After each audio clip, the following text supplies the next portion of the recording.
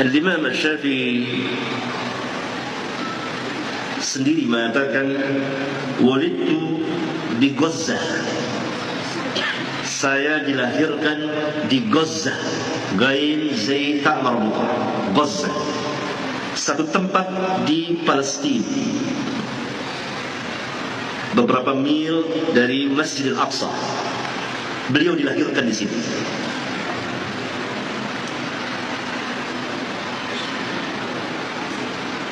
Beliau lahir pada tahun 150 Hijriyah, tahun matinya Al-Imam Abu Hanifah.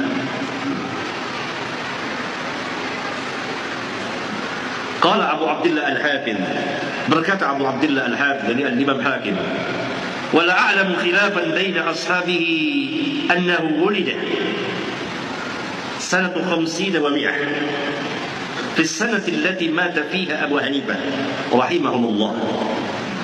Tidak ada perselisihan di antara sahabat-sahabat Syafi'i bahwa beliau lahir pada tahun 150 Hijriyah, tahun di mana Abu Hanifah wafat. Semoga Allah merahmati keduanya. Jadi Al-Imam Asy-Syafi'i tidak pernah berjumpa dengan Al-Imam Abu Hanifah. Dari sini batillah cerita yang beredar di masyarakat, kalau Al-Imam Asy-Syafi'i berkunjung ke tempat Abu Hanifah, beliau tidak qunut subuh. Kalau Abu Hanifah berkunjung ke tempat Asy-Syafi'i, Abu Hanifah qunut subuh. Ini batil. Karena Al-Imam Asy-Syafi'i lahir tahun 150 Hijriyah bertepatan dengan wafatnya Al-Imam Abu Hanifah. Bagaimana bisa ketemu?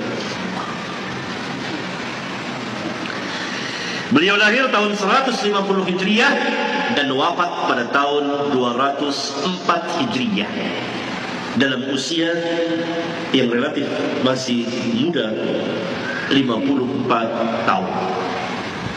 Tapi perjuangan ilmiahnya dari sejak kecil, nanti kita akan lihat.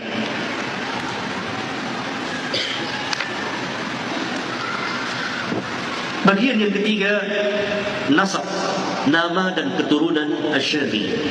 Siapa Syafi'i? Siapa namanya? Siapa nama bapaknya? Bagaimana keturunannya? Beliau adalah orang Quraisy, satu nasab dengan Nabi sallallahu alaihi wasallam. Saya bacakan nasab beliau. Beliau namanya Muhammad bin Idris bin Abbas bin Uthman bin Syafi' bin Sa'ib bin Abdu Yazid bin Hashim bin Muttalib bin Abdu Manaf bin Qusay Qusay bin Kilab bin Murrah bin Ka'ab bin Lu'ay bin Ghalib bin Fihr bin Malik bin Nadr bin Kinanah bin Khuzaimah bin Mudrikah bin Ilyas bin Mudar bin Nizar bin Ma'ad bin Adnan bin Al-Hamayyasah ibnu ammi Rasulullah sallallahu alaihi wasallam, anak paman Rasulullah sallallahu alaihi wasallam. Berarti beliau masuk keluarga Rasulullah sallallahu alaihi wasallam. Nasabnya bertemu dengan Rasulullah sallallahu alaihi wasallam. Beliau salah seorang imam keturunan Quraisy. Nasabnya sampai kepada Ibrahim Khalilur Rahman. Ya, ini yang saya bacakan tadi, nasab Al-Imam Asy-Syafi'i bertemu dengan Rasulullah SAW di mana? Di Hashim bin Muttalib bin Abdul Manaf bin Qusay bin Kilab bin Murrah bin Ka'ab bin Lu'ay bin Ghalib dan seterusnya. Jadi keturunan mulia. Keturunan mulia Imam Asy-Syafi'i, orang Quraisy. Oleh karena itu Al-Maimuni berkata, Sami'tu Ahmad bin Hanbal, saya pernah mendengar Ahmad bin Hanbal yaqulu li Abi Utsman bin Syafi'i, berkata kepada Abu Utsman bin Syafi'i, anaknya Imam Asy-Syafi'i, namanya Abu Utsman.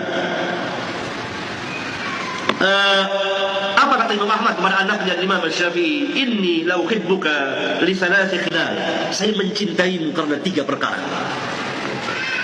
Anak dari Imam Syafi'i, Abu Uthman namanya, ma'ruf. Saya mencintaimu karena 3 perkara. Pertama, annaka rajulun min Quraisy.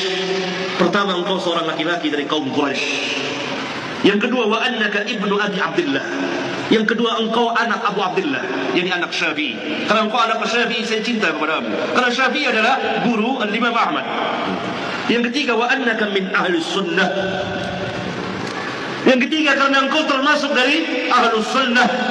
Ini membuktikan dari Imam Syafi'i tidak hanya mendidik masyarakat, tapi pertama dia mendidik keluarganya masuk jadi ahli sunnah semuanya. Imam Ahmad setelah Imam Syafi'i meninggal, anaknya akan tumbuh. Maka dia mengatakan kepada anaknya, saya mencintaimu karena 3 perkara. Karena engkau orang Quraisy, karena engkau anaknya Syafi'i, karena engkau min ahli sunnah. Dia membuktikan bahwa Syafi'i ahli sunnah, tapi ahli sunnah yang berjalan di atas manhaj salaf. Ahli sunnah bukan hanya pengakuan, tapi ahli sunnah secara ilmu dan tatbiq amal. Orang yang mengaku ahli sunnah, mengaku bermadzhab Syafi'i, tapi mengatakan Allah berada di segala tempat, atau mengatakan bahwa Allah ada di diri kita ini, maka dia bukan ahlus sunnah, tetapi imma ahlul bid'ah, atau telah terkena syubhat ahlul bid'ah. Karena Syafi'i mempunyai i'tiqad Ar-Rahman 'alal 'arsy istawa. Sayang, umumnya kita tidak mengenal. Ini baru sebagian kecil saya bacakan.